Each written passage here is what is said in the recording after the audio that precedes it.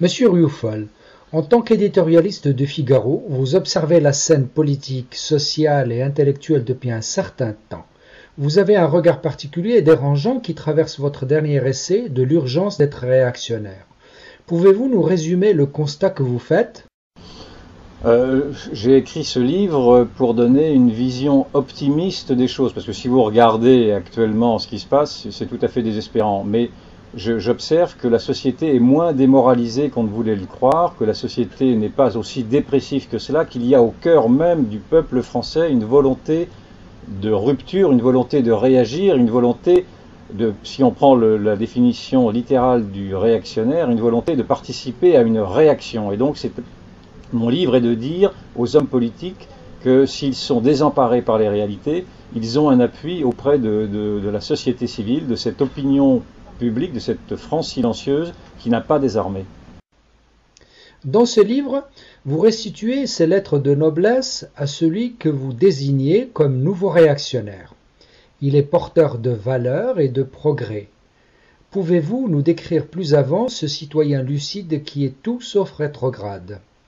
Le nouveau réactionnaire que je décris est un réactionnaire de progrès, c'est-à-dire c'est celui qui n'adhère pas au conformisme du temps et c'est celui qui ne se résout pas au déclin de la société. Ce nouveau réactionnaire, il peut être aussi bien de gauche que de droite. Il peut être de gauche parce qu'il se réclame des valeurs de la gauche du XIXe siècle qui sont oubliées par la gauche d'aujourd'hui, à savoir la défense de la démocratie, de la laïcité, de la liberté d'expression, de l'égalité entre l'homme et la femme. Mais c'est un réactionnaire qui peut également être de droite dans la mesure où il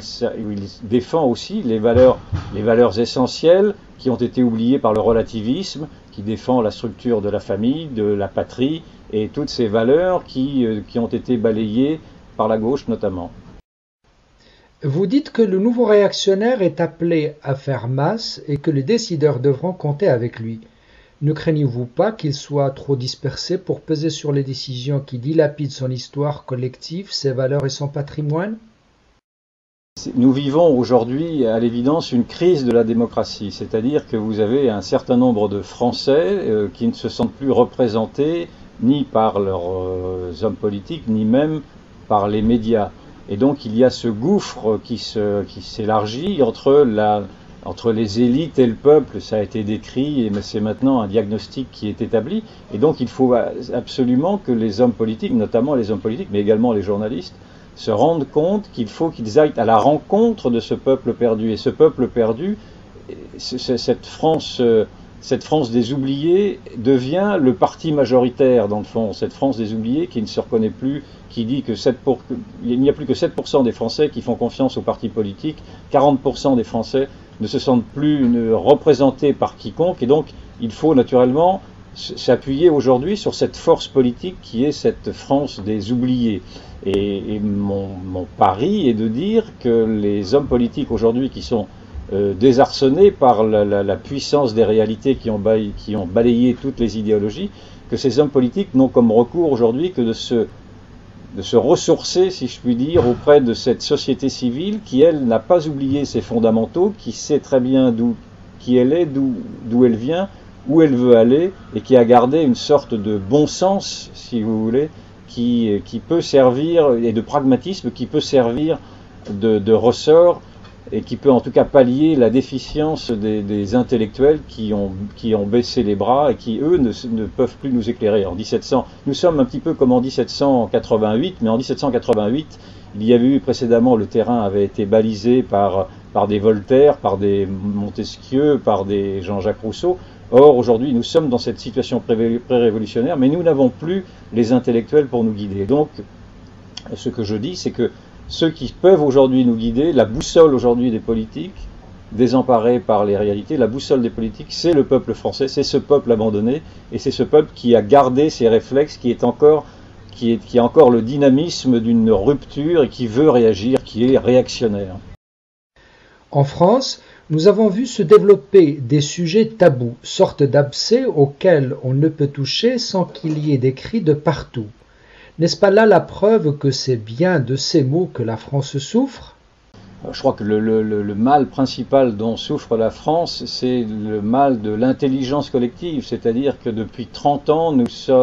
vivons sous une sous une sorte de cléricature qui a imposé une religion, qui a imposé des dogmes qui empêchent de décrire les réalités. Ça là s'appelle le politiquement correct, qui interdit aujourd'hui de s'intéresser aux grands bouleversements, aux immenses bouleversements que connaît la société à travers une immigration de peuplement qui a été engagée depuis les années 70 et qui a fait venir une civilisation concurrente avec cet islam qui s'intègre bien parfois et parfois mal quand il est alimenté quand il est instrumentalisé par l'islam radical, par l'islam politique qui veut subvertir le domaine public. Et donc il faut absolument que ces deux sujets que sont l'immigration de peuplement et l'islam politique soient des sujets abordés parce qu'ils sont en train de chambouler totalement la société française. Et je dis que la crise économique n'est rien, cette crise économique qui focalise toutes les attentions des médias et des politiques, cette crise économique n'est rien à côté de cette crise du vivre ensemble que l'on connaît dès à présent et qui ne peut que s'aggraver si rien n'est fait pour y mettre fin ou en tout cas pour faire en sorte que la République laïque impose ses règles à ceux qui veulent la rejoindre. Il est naturellement que nous restions une démocratie ouverte, mais nous ne pouvons pas tolérer que cette démocratie ouverte soit ainsi malmenée comme elle l'est dès à présent dans l'indifférence la plus générale. À Riposte laïque et à Résistance républicaine, nous nous attaquons de front à des sujets comme l'immigration sans intégration et à l'islamisation rampante de pans entiers de la société. Ne croyez-vous pas nécessaire de s'organiser en masse pour que ces sujets qui engagent la France que nous voulons pour nos petits-enfants soient décidés collectivement en dehors des enjeux politiques et leurs calculs à la petite semaine? Je crois que les Français se rendent compte aujourd'hui qu'ils ont été tenus à l'écart de tous ces bouleversements qui concernent leur propre destin. On n'a jamais demandé l'avis des Français pour savoir si oui ou non ils acceptaient ce multiculturalisme qui est en contradiction avec les politiques d'assimilation, avec la politique d'assimilation qui a fait la France depuis toujours, qui est son ADN. Et donc il faut encore une fois reposer au peuple français, qui est quand même le premier intéressé par son destin, reposer au peuple français les questions essentielles sur son avenir, sur la manière qu'il veut,